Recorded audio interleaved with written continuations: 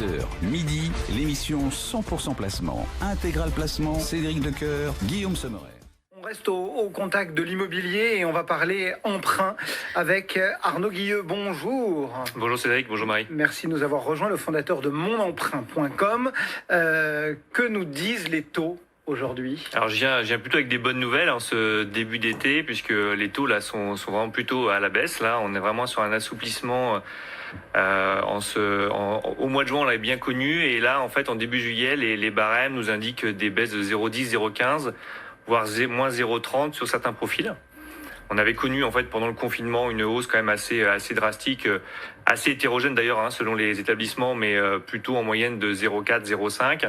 Donc là, on redevient à des niveaux très bas, pour lesquels on se positionne quasiment comme en janvier.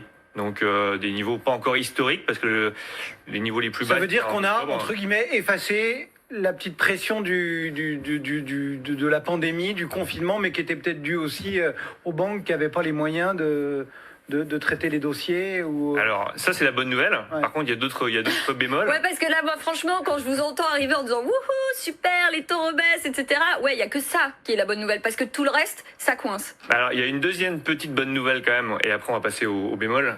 C'est effectivement aussi la hausse du taux d'usure, qui permet en fait aussi de ne pas être limité. On avait quelques soucis notamment sur certaines... On rappelle que le population. taux d'usure, c'est le taux maximal auquel les banques sont autorisées à prêter de l'argent. Exactement. C'est un truc dont on se réjouissait de l'existence il y a quelques années et qui maintenant finit par, effectivement, avec le pincement des taux, par poser problème pour boucler des dossiers, Ça posait... y compris quand on a parfois de gros patrimoines et de gros moyens.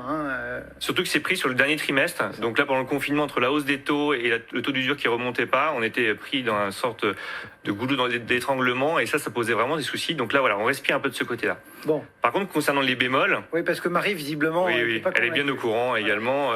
C'est tout, Marie. D'ailleurs, quand j'étais tenu sur ce plateau-là au mois de janvier, j'en parlais déjà, et c'était avant le confinement. C'était tout simplement qu'on a une hausse des refus de prise en charge par les banques de certains dossiers, notamment par rapport aux préconisations du HCSF qui... Le Haut Conseil de stabilité financière. Exactement, et qui dit tout simplement on ne doit pas dépasser 33% d'endettement et on ne doit pas dépasser 25 ans. Bon, autant la durée des 25 ans, c'est vraiment epsilon dans le marché immobilier, autant le taux d'endettement des 33%, il est vraiment un véritable sujet sur les primo-accédants, parce que je pense que quand on est à 36 ou 37%, avec des bons revenus de reste à vivre, je pense pas que ça met en péril le risque, en tout cas pour la banque, et notamment aussi pour les investisseurs. Et les investisseurs, par rapport aux calculs qui sont pris en charge par les banques, on dépasse aisément les 33%, on prend 70% des loyers, on prend la totalité de la charge. Donc on dépasse très très vite ces 33%.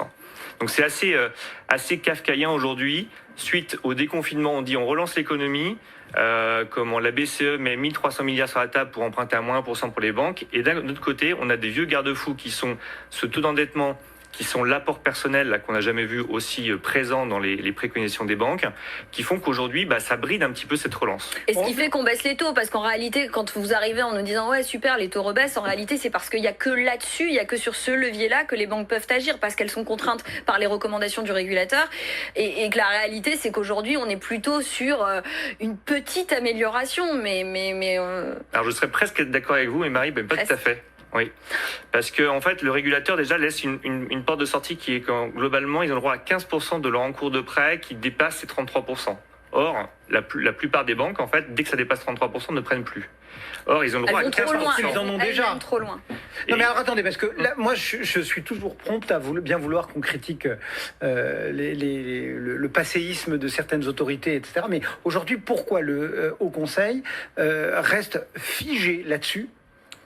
C'est quoi? C'est par dogmatisme ou est-ce que finalement ils ont des infos entre guillemets qu'on n'a pas et ça se justifie pour la protection globale? Enfin, voilà. La préconisation, elle a été en fait érigée par le fait qu'ils avaient peur d'une surchauffe du marché immobilier.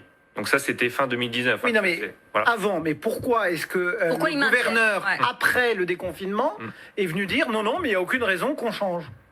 C'est quoi là, on rentre dans le dogmatisme? Non, je pense aussi que les banques veulent tout simplement diminuer le volume de crédit, et ça c'est clairement affiché parce qu'on a le HCSF du côté des particuliers. Donc ça veut dire que ce sont les banques qui sont allées voir le régulateur en leur disant non, c'est pas tout à fait ça. Tordez-nous le bras, parce que sinon retenez-moi, sinon je saute. Non, il y a une réalité aussi au niveau du Haut Conseil de stabilité financière, c'est que pour le coup, il y a eu des appels et aussi avec les journalistes, donc je peux en témoigner, quand on leur pose la question de savoir mais pourquoi vous maintenez les recommandations qui avaient été formulées avant le confinement, avant la chute considérable quand même du volume de crédit accordé, ils vous disent ah oui mais en fait la chute n'est pas si considérable, et la reprise, parce qu'en fait c'était vraiment au moment du déconfinement, et la reprise est à ce point dynamique qu'il faudrait pas anticiper dès maintenant et qu'il vaut mieux attendre. Donc, eux ils voient du V et ça voilà, exactement. Sauf qu'on a un taux de défaut quand même sur les crédits immobiliers qui est quand même relativement bas, qui est un des plus bas en Europe. Et si on veut relancer l'économie, quelque part, il faudra peut-être assouplir cette règle-là pour la suite, parce que ça pose un vrai souci. C'est-à-dire qu'entre la même période 2019 et aujourd'hui, on a doublé le nombre de refus. Sans augmenter en fait le risque en banque. Donc c'est vrai que on peut entendre effectivement cette régulation par rapport au marché immobilier, mais je le vois également, parce qu'on a également un cabinet qui s'occupe des financements d'entreprises, on le voit également, cette prudence aussi sur la partie du financement aux entreprises. Et là, on n'a pas de HCSF. Donc c'est tout simplement aussi pour dire je vais financer, par contre je vais choisir mon profil des acquéreurs, je vais prendre aussi moins de risques, et je vais faire un peu moins de volume cette année, c'est certain. Bon, alors du coup, on imagine qu'on peut être force de proposition dans ce beau monde. On a justement un nouveau gouvernement, une nouvelle ministre. Qu'est-ce que vous avez envie de lui dire à la fois sur ces questions de Haut Conseil et puis sur le reste? Est-ce que vous avez des idées à apporter au nouveau gouvernement en disant, pour mieux vivre dans cette période particulière, voilà ce qu'on pense qu'il faudrait faire? Il faudrait, en tout cas moi ce que je vois deux choses. Le premier, c'est un plan ambitieux au niveau immobilier et on va dire à moyen long terme, parce que c'est ce qui nous manque cruellement.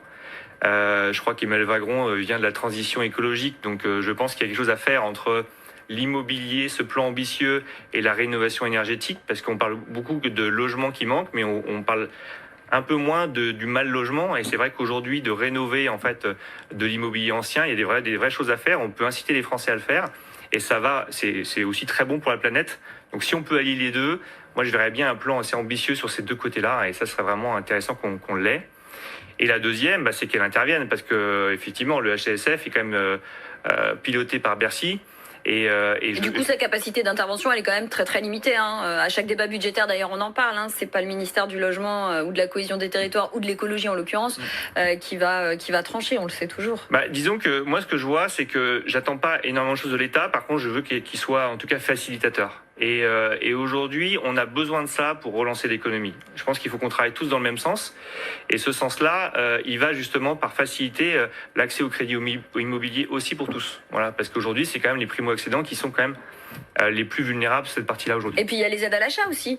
Parce qu'en l'occurrence, on parle du crédit immobilier avec les recommandations du Haut Conseil, mais c'était quelque chose sur lesquels aussi les courtiers avaient beaucoup alerté les pouvoirs publics fut un temps, et notamment au moment du précédent débat budgétaire, que ce soit l'APL accession, le prêt à taux zéro, c'est des choses a priori qui manquent un tout petit peu, et qui plus est dans une période de crise économique comme celle qu'on est et qu'on va connaître. Là, le prêt à taux zéro, il est très important dans toutes les simulations qu'on voit. Effectivement, il a un impact, même s'il diminue d'année en année. Il faut vraiment qu'il reste présent, parce que celui-ci, comment il permet justement aux primo-accédants de s'endetter, en tout cas à moindre coût, et donc d'emprunter un peu plus, quoi. Bon, voilà quelques propositions. Les perspectives que vous avez, vous, maintenant devant vous, vous voyez les choses comment pour les mois qui viennent? Déjà, on est dans un marché immobilier très dynamique, donc on espère que ça va en tout cas se poursuivre. Sur la partie des conditions de taux, vu ce que la BCE a mis sur la table, je vois pas en tout cas les conditions de refinancement sont quand même très bas. L'OAT encore est à moins 0,16. On emprunte à moins 1% auprès de la BCE. Donc tout ça doit aller dans le sens qu'on va continuer vers une baisse des taux, en tout cas dans des taux très bas. D'autant qu'on a toujours ces recommandations du Haut Conseil de stabilité financière et que les banques ne peuvent agir que sur les taux. Donc effectivement, ça peut que baisser là aujourd'hui les taux d'intérêt pour garder à flot le marché du crédit immobilier. Sauf évolution majeure de la crise sanitaire qui pourrait effectivement revoir les positions, notamment le coût du risque dans le crédit des banques, comme on a pu le connaître pendant le confinement. Voilà, c'est vraiment ce qu'il y aurait à craindre. Sinon, si on est sur on va dire, un rythme normal sans aucun épisode sanitaire, voilà, on doit être en tout cas serein pour la suite pour la partie conditions de financement. Merci beaucoup Arnaud Guilleux, donc merci. Pour monemprunt.com ce matin. Merci Marie, on se retrouve lundi. Oui. Vous n'êtes pas en vacances? Pas encore, bientôt. Pas encore. Vous inquiétez pas, ça va pas tarder. Monemprunt.com